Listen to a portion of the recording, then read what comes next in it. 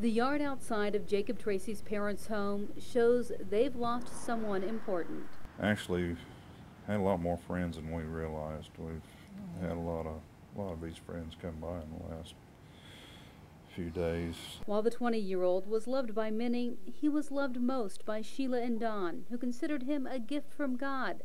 A gift because at the age of 4, his birth mother could no longer care for him, so the Tracys adopted Jacob. He ran around the bed of the truck and he stopped right in front of me and Don and said, "Hi, Mom. Hi, Dad."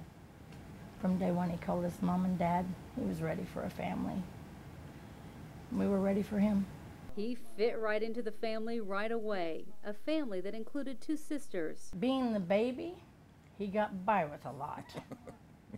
Unbeknownst to me, his older sisters would a lot of times cover up and take the blame. After having a few tough teen years, the 20-year-old joined the Army because he wanted some direction and discipline in his life and to serve his country. It was amazing the difference it made in his attitude towards life, and he had set goals. But most of all, Jacob wanted to make his parents proud, and he did. We're going to miss him a lot, and so is his family. Veterans around the U.S. honored fallen comrades and the flag on the 65th anniversary of the day that will live in infamy. But how can you show respect every day? WTWO's Kurt Maddox found out the rules and regulations for flying Old Glory. President Bush declared December 7th National Pearl Harbor Remembrance Day, and he urges all businesses and individuals to fly the flag at half-staff every December 7th. Some Wabash Valley businesses and citizens did fly their flag at half-staff, while other flags were at the top of the flagpole. I think that they put their flag up, they fly it day and night throughout the year, and they forget it's up there. And then when a day like this comes along, they simply forget the flag's there. Those who fly it day and night also need to remember one thing when displaying the flag 24 hours a day. It's in hours of darkness where the flag's not lit.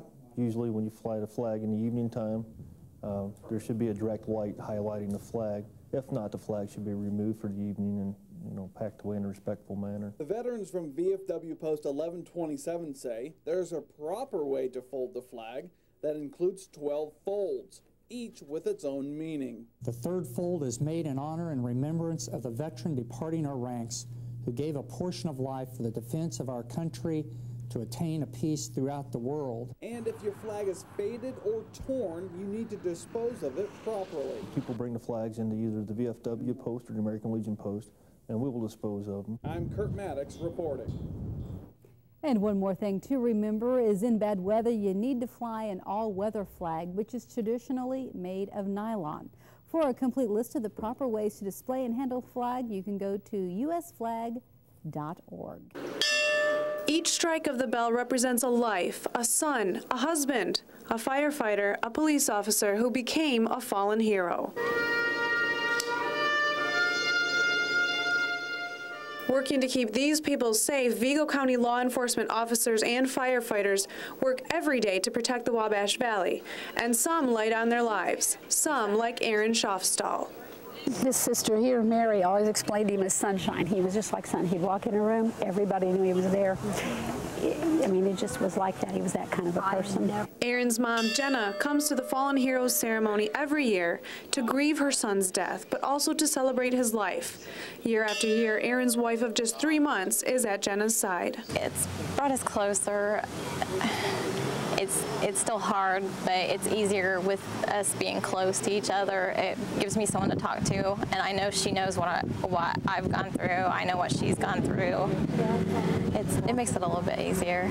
And that's why many gathered under this tent today, united, surrounded by those who understand, those who had a loved one with enough courage to sacrifice their own life in defense of those who cannot defend themselves. With videographer Kurt Maddox, I'm Megan Stemble, WTWO.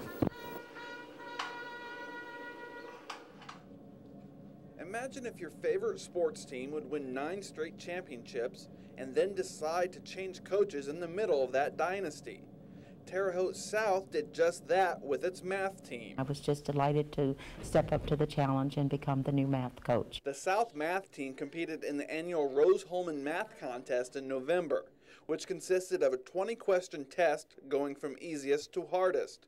But one student says the test wasn't the hardest part of it. It was right before we were waiting to get the scores. That was something that was a big time for me. And when the results came in, the students had similar reactions. Feeling of joy, and kind of I expected it because for the past few years we've won before, so I expect we'd win this year just as well.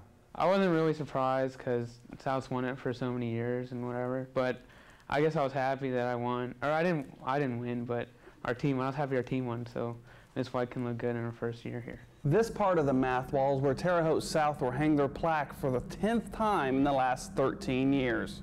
And Mrs. White is already looking forward to hanging another plaque next year. I am extremely excited to have an opportunity to work with students of their caliber. They truly do represent the best of our students at the school, in Vigo County, in the state, in the country. Kurt Maddox, WTWO.